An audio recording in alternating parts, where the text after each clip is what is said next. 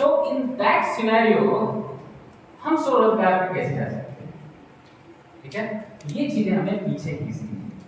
So, मेरा आज के इस सेमिनार का जो खादी और ग्रामोद्योग आयोग की तरफ से प्रधानमंत्री रोजगार सृजन कार्यक्रम के तहत आपको ये मोटिवेट करने के लिए नहीं है कि हमको नौकरी का ऑप्शन छोड़ करके स्वरोजगार में कूद जाना है कल से। Okay, this is just only give a thought. Can we opt in case we won't get the desired job? क्या अगर हमें जॉब नहीं मिलता है तो क्या मैं भी बारी में से भूल जाऊं या लेट मी ट्राई समथिंग? मैं स्वस्थ हूँ, मेरे पास दिमाग है, दोनों हाथ पर है, भगवान ने मुझे दिमाग दिया है, can't be use something else? क्या हम कुछ और यूज नहीं कर सकते? बिल्कुल कर सकते हैं। तो सवाल सबसे बड़ा आता है इंफॉर्मेशन का, lack of information. We don't have information, जानकारी नहीं, क्या किस तरह का कौन सा बिजनेस सफल होगा कि नहीं होगा, कहाँ से जानकारी मिलेगी, पैसे कहाँ से मिलेंगे। तो इन सब सवालों का कुछ जवाब एटलीस्ट 30% आज हम आपको सेमिनार में देना चाहते हैं। ठीक है, यस। ऑब्जेक्टिव समझ में आया? यस। अगर आपका कुछ और ऑब्जेक्टिव या एक्सपेक्टेशन था इस वर्कशॉप से, सेमिनार से, तो आप मुझे बता सकते हैं, मैं आपको बता सकता हूँ कि कवर होगा कि नहीं होगा। But primarily today's workshop is focusing only on these two aspects. ठीक है, क्लियर? आपको सारे सवालों का जवाब मिलना है कि पैसे कहाँ से मिलेंगे, और जो सबसे बड़ा चैलेंज होता है कि पैसे कहाँ से मिलेंगे, और उन बातों का जवाब मिलेगा कि मुझे टेक्निकल सपोर्ट मिल सकता है कि नहीं।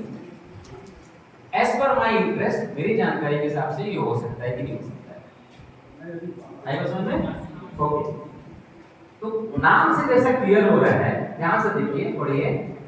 Prime minister employment generation programme, prime minister employment generation PMEGP, प्रधानमंत्री रोजगार सृजन कार्यक्रम।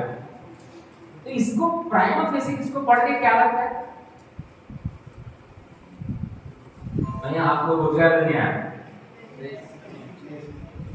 मतलब तो कई बार रोजगार सृजन हम शायद आपके एम्प्लॉयमेंट लेके आएंगे। No, main objective of this programme is to guide you कि आपको जॉब क्रिएट करना है। आपको जॉब नहीं करना है, आपको दूसरों के लिए रोजगार का सृजन करना है। तो दूसरों के रोजगार का सृजन कैसे हो सकता है? जब आप कोई संस्था स्थापित करें, कोई बिजनेस सेटअप करें, जैसे समाधान कॉलेज है। समाधान कॉलेज में सोच आया, वो एक सक्सेसफुल एंटरप्रेन्योर है ना, एक सक्सेसफुल एजुकेशनिस्ट है। उन्होंने संस्था की सोच की, परिकल्पना की, तो न केवल आपको शिक्षा दे रहे हैं, बल्कि शिक्षा के साथ साथ बहुत सारे लोगों को रोजगार दे रहे हैं। तो देखा जाए तो समाधान कॉलेज एक तरह से रोजगार सृजन कर रहे हैं। So exactly this is objective of this prime minister employment generation programme, कि अगर कोई ऐसी सोच के साथ आगे बढ़ना चाहता है तो हम इनको क्या फाइनेंशियल और टेक्निकल सपोर्ट दे सकते हैं। That's the main objective of this prime minister employment generation programme. Got the idea?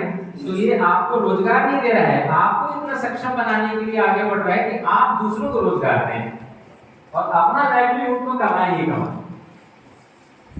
समझ में? क्योंकि भाई दूसरों का पेट नहीं भरूंगा तो मेरा पेट भरेगा भाई।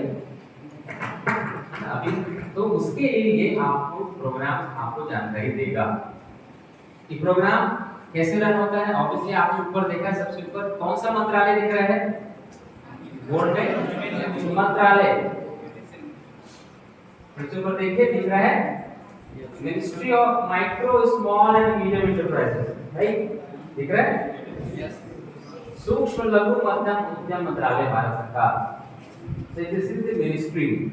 ये मिनिस्ट्री है किसको? Micro enterprise. कोई एंटरप्राइज मतलब कोई ना कोई बिजनेस सेटअप करने की बात कर रहे हैं, संस्थान की बात कर रहे हैं।